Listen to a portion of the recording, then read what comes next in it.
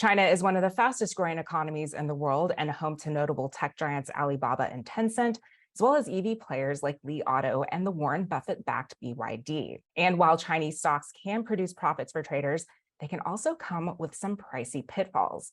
On this IBD Explains, we ask, what do investors need to know about China's stocks? And here with me to help break things down is IBD News editor Ed Carson. So Ed, can you give us a general sense of what's going on with China stocks?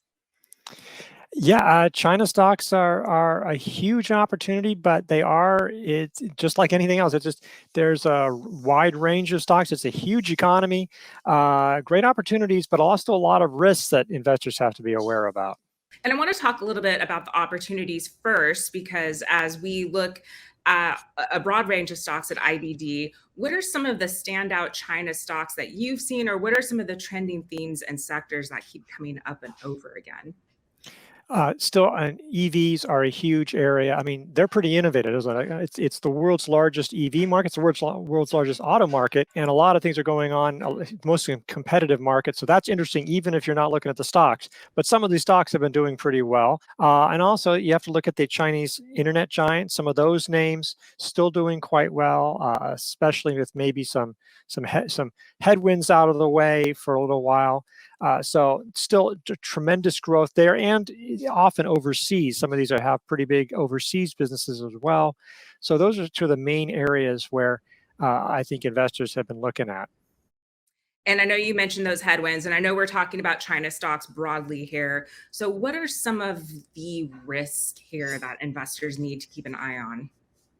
Well, there's always regulatory risk. I mean, here in the U.S., the companies might get, hey, you're doing something wrong, or we're going to start cracking down. But here, they can just literally shut you down. I mean, if they want to, or they can certainly make it excruciatingly difficult overnight. So that's still a risk. The regulators seem to have backed off on internet companies. I also seem to be fairly promotional towards EVs. I think they see that as a way to grow China expanding around the world. So that doesn't seem to be an area that's under a lot of pressure.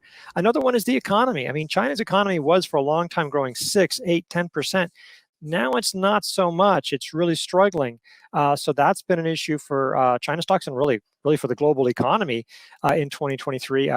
That can be a flip side, is that there's hope of stimulus. And so the stimulus can come in. And so sometimes you'll see negative news on the economy and say, aha, this is good news because the government will put in a bunch of money in or do this or that.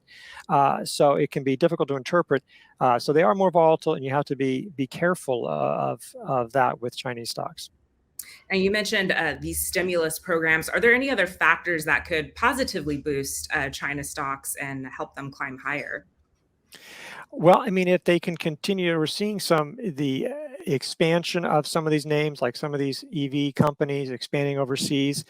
And, if they can continue to grab market share, I mean, we're seeing the EV makers grab market share. Even if the auto market doesn't grow that much, they seem to be grabbing market share. And the same thing with e-commerce, even though that is huge in China, it can continue to grow, and the giants can continue to get bigger. And so those are some elements that are positive in there. And obviously, look, just like everything else, it's relying on the broader global economy, relying on the stock market. I mean, Chinese stocks will tend to rise and fall with how stocks everywhere else are moving. So they're not immune from that as well.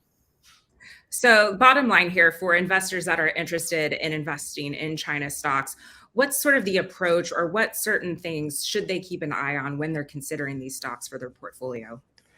Well, you should think of them as somewhat speculative, and you may not want to get too concentrated. I think that there's a lot of reason why you say, hey, I'd like to take advantage of this, but I wouldn't be thinking, well, you might just have a portion of your investments. Don't go all into China, especially one particular sector.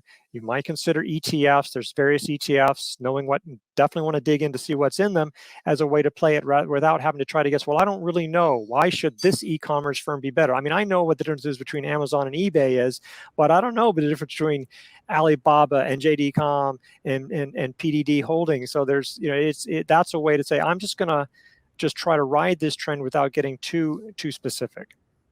Well, Ed, thank you so much for your insights today. We appreciate it.